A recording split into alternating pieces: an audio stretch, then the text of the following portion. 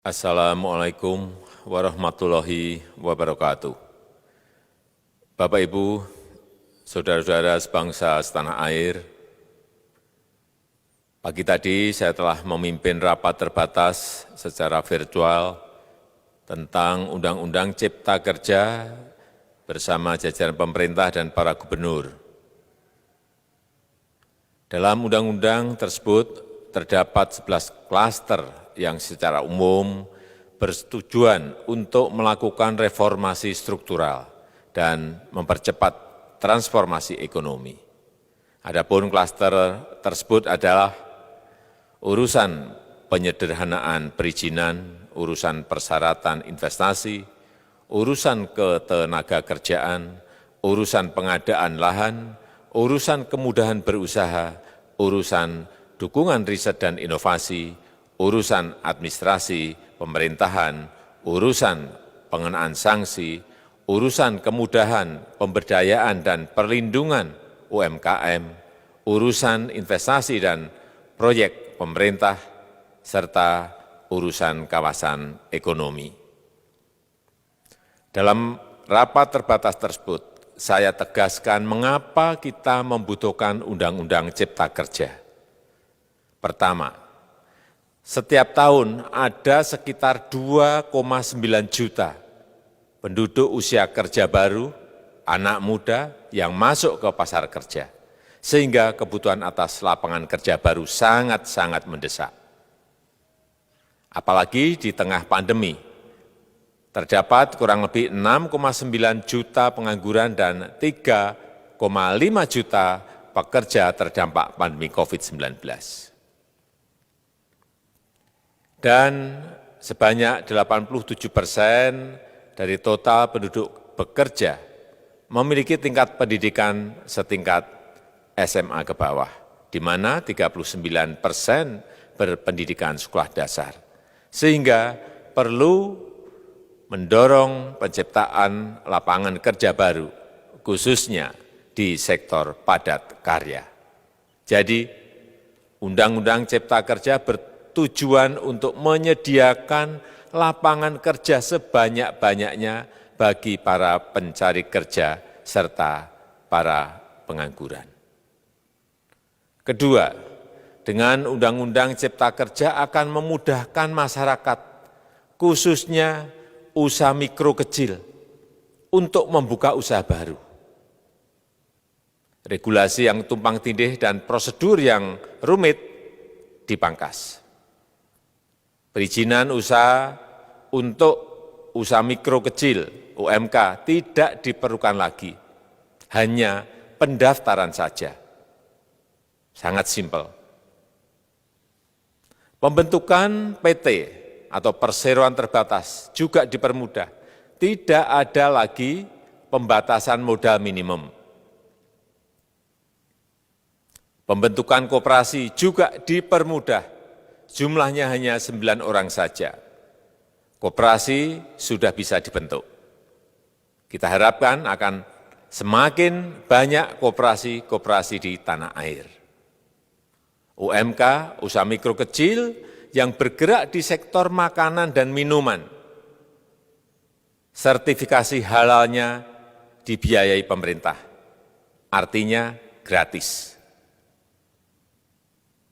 Izin kapal nelayan penangkap ikan misalnya, hanya ke unit kerja Kementerian KKP saja.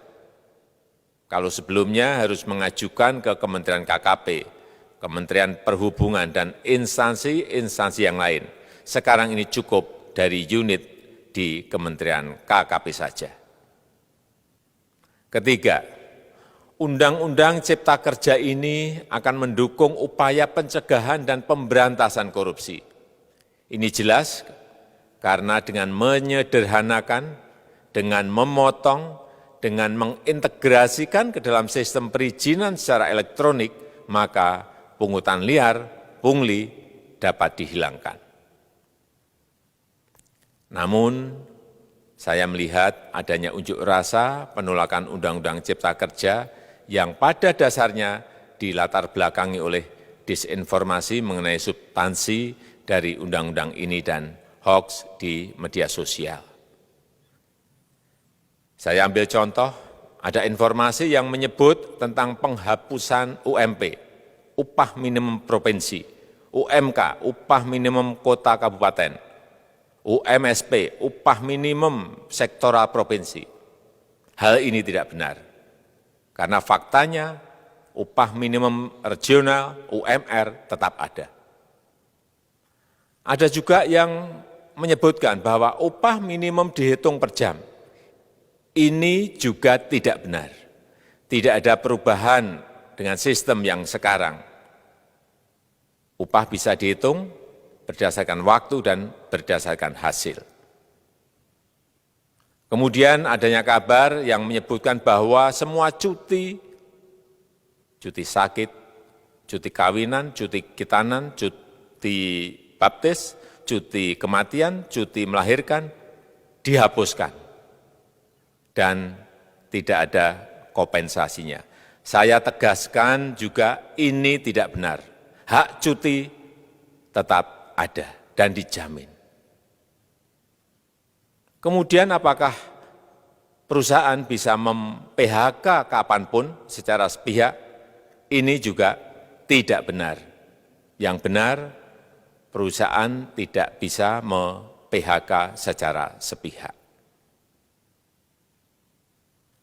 Kemudian juga pertanyaan mengenai benarkah jaminan sosial dan kesejahteraan lainnya hilang. Yang benar, jaminan sosial tetap ada. Yang juga sering diberitakan tidak benar adalah mengenai dihapusnya AMDAL, analisis mengenai dampak lingkungan. Itu juga tidak benar. AMDAL tetap ada. Bagi industri besar harus studi AMDAL yang ketat. Tetapi bagi UMKM lebih ditekankan pada pendampingan dan pengawasan. Ada juga berita mengenai Undang-Undang Cipta Kerja ini mendorong komersialisasi pendidikan. Ini juga tidak benar. Karena yang diatur hanyalah pendidikan formal di kawasan ekonomi khusus, di KEK. Sedangkan perizinan pendidikan tidak diatur di dalam Undang-Undang Cipta Kerja ini. Apalagi perizinan untuk pendidikan di pondok pesantren. Itu tidak diatur sama sekali dalam Undang-Undang Cipta Kerja ini. Dan aturannya yang selama ini ada tetap berlaku. Kemudian diberitakan bahwa keberadaan bank tanah. Bank tanah ini diperlukan untuk menjamin kepentingan umum, kepentingan sosial, kepentingan pembangunan nasional, pemerataan ekonomi, dan konsolidasi lahan serta reforma agraria. Ini sangat penting untuk menjamin akses masyarakat terhadap kepemilikan tanah, kepemilikan lahan. Dan kita selama ini tidak memiliki bank tanah. Saya tegaskan juga bahwa Undang-Undang Cipta Kerja ini tidak melakukan resentralisasi kewenangan dari pemerintah daerah ke pemerintah pusat. Tidak ada. Perizinan berusaha dan pengawasannya tetap dilakukan oleh pemerintah daerah sesuai dengan NSPK, norma, standar, prosedur, dan kriteria yang ditetapkan pemerintah pusat. Ini agar dapat tercipta standar pelayanan yang baik di seluruh daerah. Dan penetapan NSPK ini dapat nanti akan diatur di dalam PP atau peraturan pemerintah. Selain itu, kewenangan perizinan untuk non-perizinan berusaha tetap ada di Pemda, sehingga tidak ada perubahan. Bahkan kita melakukan penyederhanaan, melakukan standarisasi jenis dan prosedur berusaha di daerah. Dan perizinan berusaha di daerah diberikan batas waktu. Ini yang penting di sini. Jadi ada service level of agreement. Permohonan perizinan dianggap disetujui bila batas waktu telah terlewati.